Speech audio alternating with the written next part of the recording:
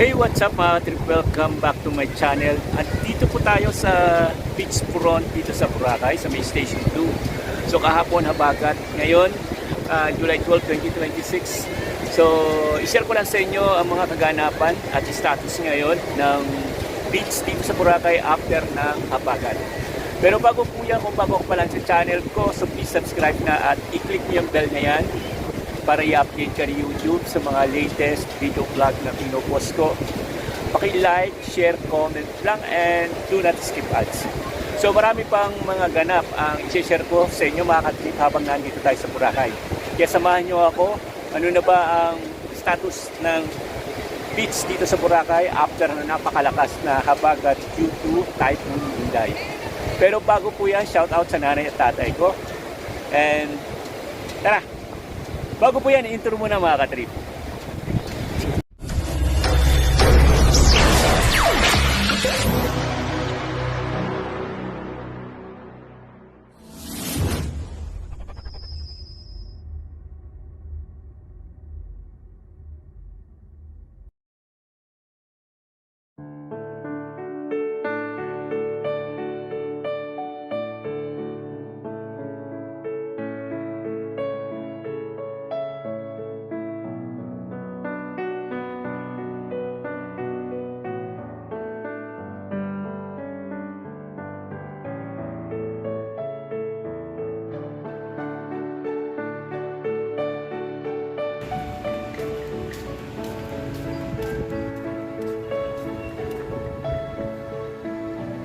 So ito na mga trip ang kondisyon ng Boracay after habagat. So today is July 12 at nakikita nyo yung Willis Rock na yan. High tide at commercial na yung mga tao dito. So ito po yung situation ngayon. Medyo maraming tao.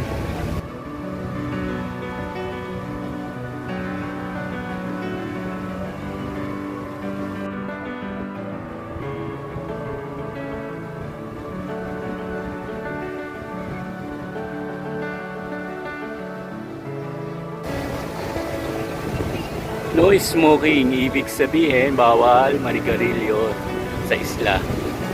So here we go mga katrip, ang kondisyon ng Boracay ngayon after ng habagat kahapon, July 11, 2026.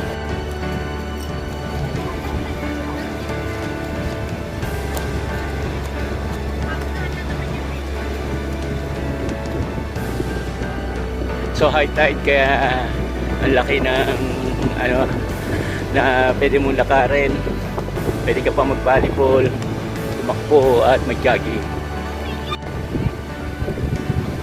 Ang ganda nito mga trip, parang bagong bagong hotel o bagong bar.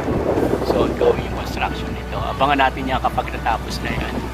Wala kasing nakalagay na pangalan kung anong kung anong site, kung anong location to. So abangan natin yan, pero kung di ako nagkakamali, hotel yan at saka bar. So lakad-lakad tayo, sarap paglakad mga katrip, no? So sa banda rito, ito yung station, so Russia, bar and restaurant.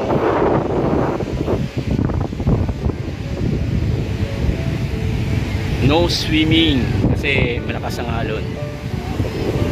There we go. Yan po ang Willis Rock.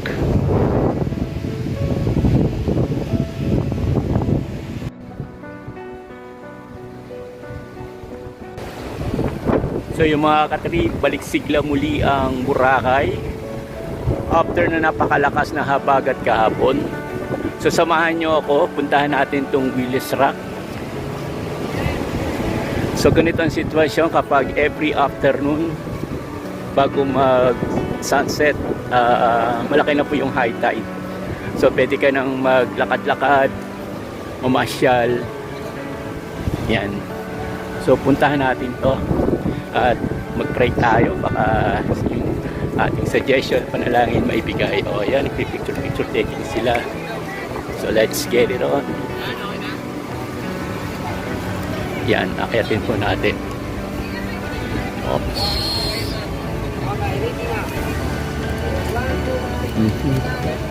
Tagal-tagal ko na dito sa Boracay, ngayon lang ako makakakit dito sa Willis Rock, dito sa may grotto, mga katrip.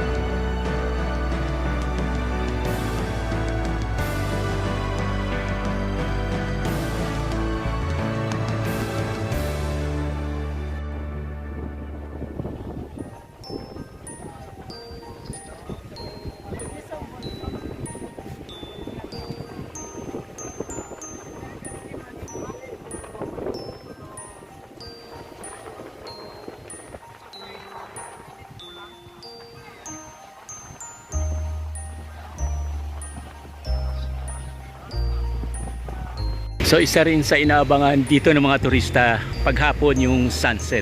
Talaga napakaganda yung sunset dito kapag sumapit ng 5 PM onwards. So lakad-lakad tayo mga trip.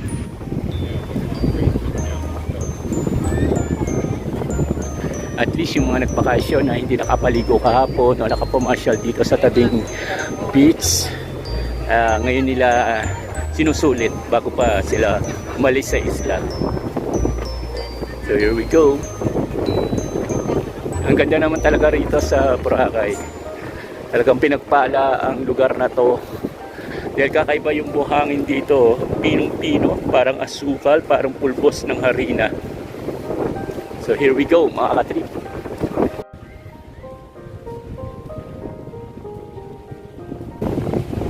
So nasa station 2 tayo mga Boracay. So tatlong station to. Meron pa nga station 0. Station 0, station 1, station 2, station 3. Pero mas famous at popular po ang station 2. So for your info mga katrip. Today is July 12, 2026.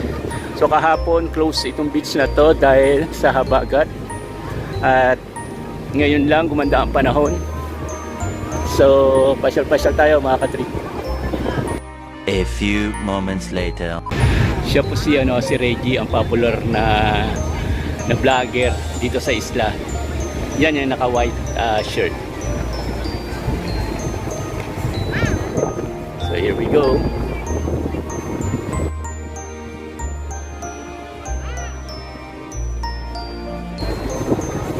Sarado itong sunny side cap.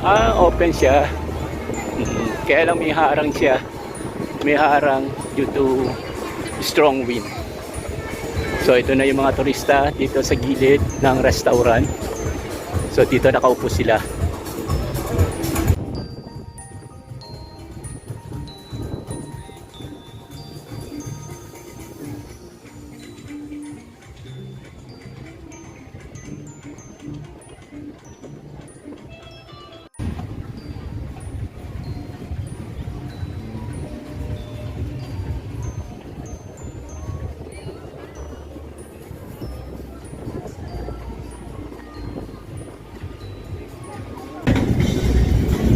Ito yung sikat na cafe bar, Johnny's. May harang din sila due to strong wind. So here we go mga katrip.